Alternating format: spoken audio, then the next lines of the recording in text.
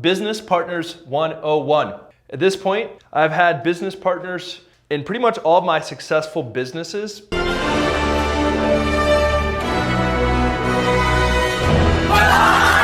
One of my business partnerships, although it worked really well for a long period of time, it ultimately didn't work out. And currently I have 2 business partners in my main 8-figure company, and that's working out really, really well. Here's what I've learned through that whole process. So the first thing is called the 6-month test. If you started dating someone, would you marry them immediately? The answer for most of you guys is no.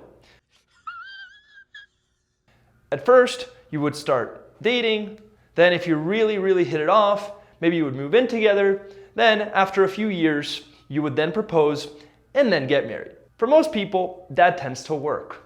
What rarely works out is if you literally meet someone and ultimately get married right away. Why is it so different in business when you're signing a paper, an operating agreement, and technically getting married to them in a business sense? You don't do that. Instead, what you need to do is something called the 6-month test, where just like dating, you're gonna see if it's gonna work out. So before signing any papers, before getting married to your business partner, do a 6-month test. And if they're not open to it, that's a red flag, because that tells you that they are wanting to get this thing signed, even if it's not gonna be a good fit. And again, that's a major red flag. You want to make sure that you both feel really aligned and feel like there's a really good fit before you sign anything. Before you go out and get a business partner, before you sign any paperwork, make sure that you've tested it out and tried it out for at least 6 months, where you're working together, running the business together, even if there isn't anything signed. Now you might be wondering, what do you do if you guys close deals together and the business grows together? Well, it's something called phantom equity, where if it doesn't work out, and let's say you guys close 10 clients together over those 6 months, you would then split those 10 clients moving forward. You have an agreement which you can actually write out without signing an operating agreement. It states that if you guys close 10 clients in those 6 months, you would share those clients. That protects you, and it allows you to have the 6-month test without having to sign equity. The idea is that you are going to create an agreement that breaks down what's gonna happen if after those 6 months it doesn't work out, and what's gonna happen if it does work out. So let's say that it does work out. In the phantom equity, you're gonna say, look, after the 6 months, if we wanna work together, it's gonna be a 50-50 split. Great. If that's the case, that's what you're gonna write in the agreement, and after the 6 months, if you wanna continue working together, you're gonna then sign the operating agreement stating that you each have 50%. Next up, this is probably the biggest reason why a lot of business partnerships fail, and it's not having aligned visions. Rarely do things stop working because of skills or communication or anything like that.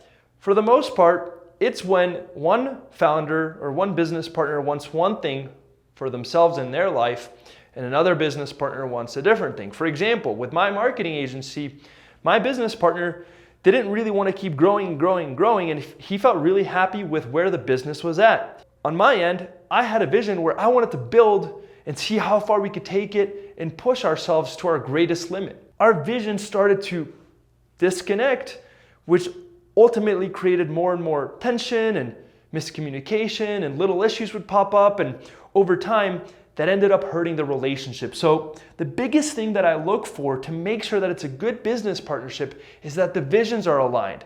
Because you can have a 10 out of 10 business partnership where you both complement each other and the skills are aligned and it's perfect, and your execution is top notch.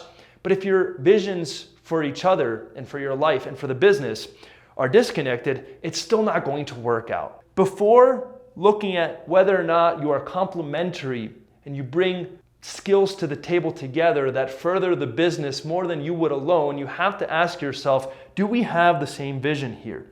Or at least, are our visions aligned? Number 4, this is something that I have recently thought about, which I think is very important. If I could go back in time, I would actually look for business partners that are complete opposites from me. This is something that I haven't done. It has worked out, but I have recognized that I am missing out on a ton of upside if I were to have partnered with someone that was a total opposite from me. So if you're really extroverted, you love creating content, you love sales, you love marketing, you love branding, go find someone that is really good at backend, at fulfillment, at systems, at operations, at integration. This is one of the things that I'm going to be looking for as I grow more businesses over time. And it's one of the biggest things that I've probably missed out on. Again, it's going to be super tempting to want to partner with people like you because you want to build things with people that you like. Who do you like? People that are like you. If you love playing basketball, guess what? You're going to want to make friends with people that like basketball. If you like video games, who's going to be your friend? People that play video games. Most people tend to attract people that are like them, and this is something that you're going to have to force yourself out of and attract someone that's not like you. Right intentions. Why are you getting a business partner?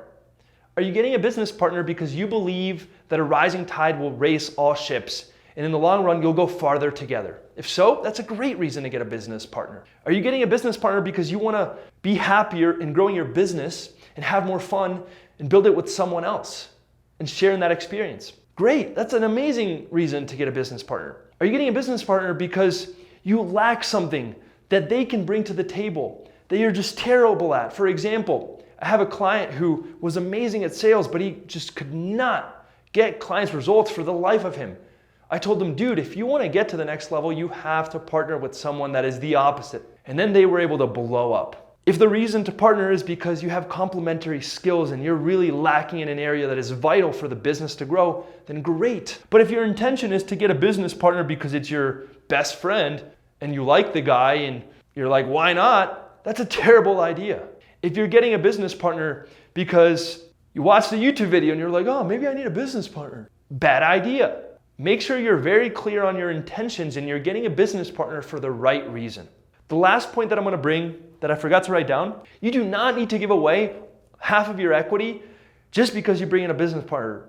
And also, they should have to earn the equity. It should not be just given to them because you both want a business partnership. For example, with my current business, the third business partner, his name is Sergio, he ended up becoming the CEO of the company. We actually did a 12-month test and it was all phantom equity. He had nothing. If we wanted to really screw him over, we could have. He ended up getting a third of the business and becoming the CEO. And now he leads the company every single day. The point is, he earned the equity. And what's interesting is when we first started talking, we weren't even sure if it was going to be a third of the business going to him. But he proved to us, not only did he earn 33%, but he was also deserving of even more responsibility. And that's why we made him the CEO. These are some of the biggest points that I like to think about when really evaluating whether or not I should get a business partner. If you found this video valuable, make sure to like, subscribe, and I'll see you guys next time.